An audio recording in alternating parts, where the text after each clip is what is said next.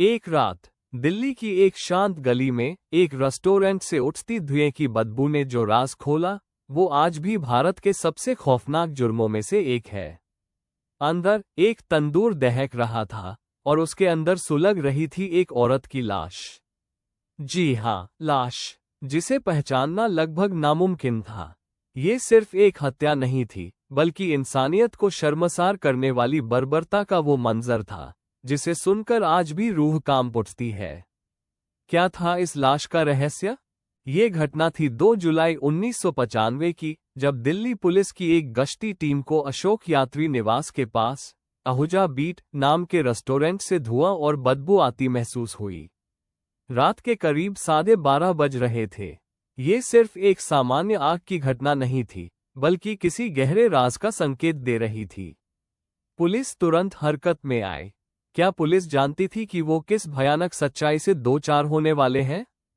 जब पुलिस ने रेस्टोरेंट का दरवाजा तोड़कर अंदर प्रवेश किया, तो वहां का नजारा उनके होश उड़ाने वाला था। एक तंदूर दहक रहा था और उसके पास एक व्यक्ति शरीर के टुकड़ों को आग में झोंकने की कोशिश कर रहा था। उस व्यक्ति को देखते ही पुलिस ने तुरंत दबोच लिया। यह कोई आम आदमी नहीं था, बल्कि रेस्टोरेंट का मैनेजर केशव। लेकिन इस भयावह कृत्य का असली मास्टरमाइंड कौन था? तंदूर से जो अधजले शरीर के हिस्से मिले, उन्हें देखकर यह स्पष्ट हो गया कि यह एक वीभत्स हत्या थी।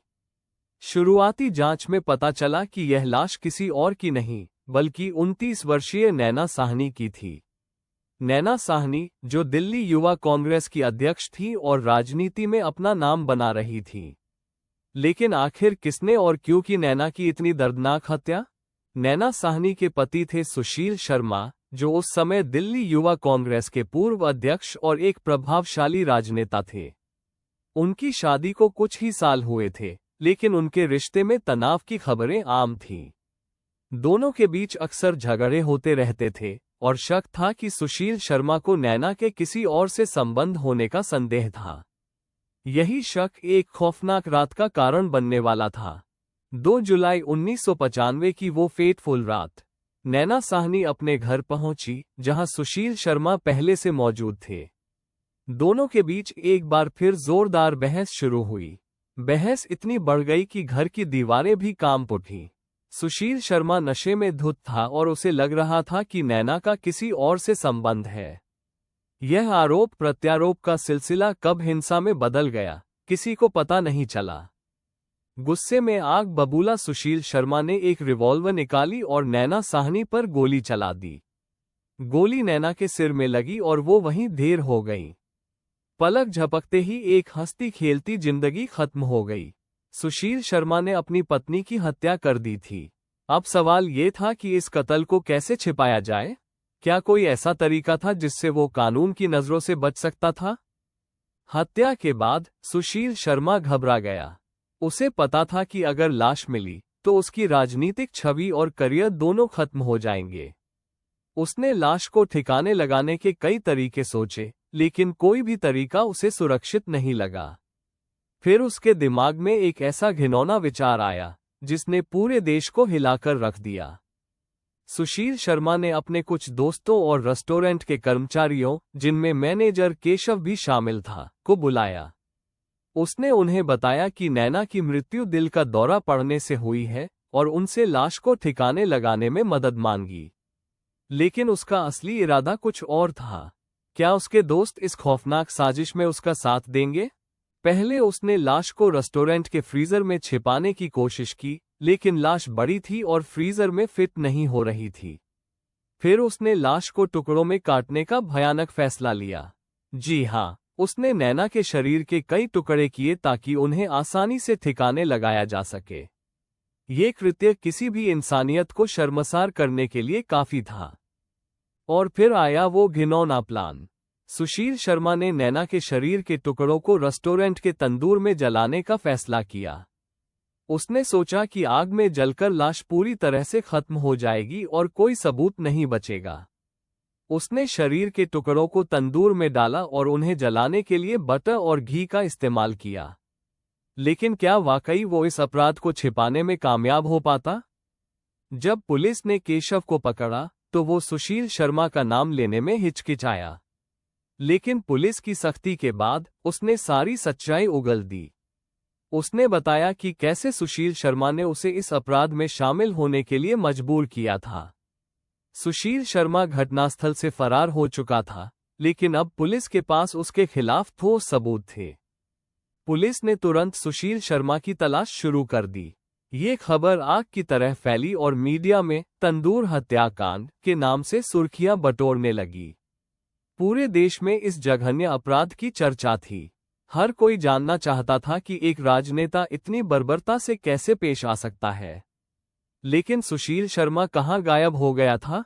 सुशील शर्मा ने दिल्ली से भागने के बाद कई शहरों में पनाह ली। वो बेंगलुरु, चेन्नई और फिर मुंबई भागा। कई दिनों तक पुलिस उसे पकड़ने की कोशिश करती रही। आखिरकार 10 जुलाई 1995 को, यानी घटना के करीब 8 दिन बाद, सुशील शर्मा ने बेंगलुरु में पुलिस के सामने सरेंडर कर दिया। 1 सप्ताह तक चला ये हाई प्रोफाइल ड्रामा अब खत्म हो चुका था। पुलिस ने मामले की गहन जांच शुरू की।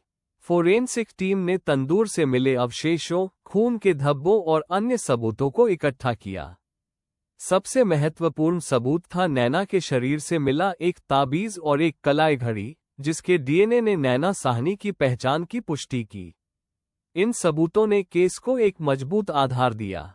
मामले की सुनवाई शुरू हुई और तंदूर हत्याकांड का मामला अदालत में पहुंचा।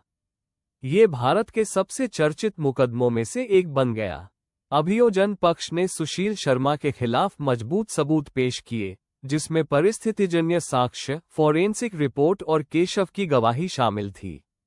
सुशील शर्मा ने खुद को बेकसूर साबित करने की हर संभव कोशिश की। निचली अदालत ने सुशील शर्मा को दोषी ठहराया और उसे फांसी की सजा सुनाई। यह फैसला पूरे देश में सराहा गया, लेकिन सुशील शर्मा ने इस फैसले को ऊपरी अदालतों में चुनौती दी। कई सालों तक यह मामला हाई कोर्ट और फिर सुप्रीम कोर्ट में चलता रहा, जिसने भारतीय न्यायपालिका की धैर्यता और जटिलता को दर्शाया। 2013 में सुप्रीम कोर्ट ने सुशील शर्मा की फांसी की सजा को उम्रकैद में बदल दिया, ये देखते हुए कि अपराध जघन्य था लेकिन रेयरेस्ट ऑफ रेयर की श्रेणी में नहीं आता। यह फैसला एक बार फिर बहस का विषय बना। कानून की पेचीदगियां और न्याय की परिभाषा इस केस के हर पहलू में दिखाई दी।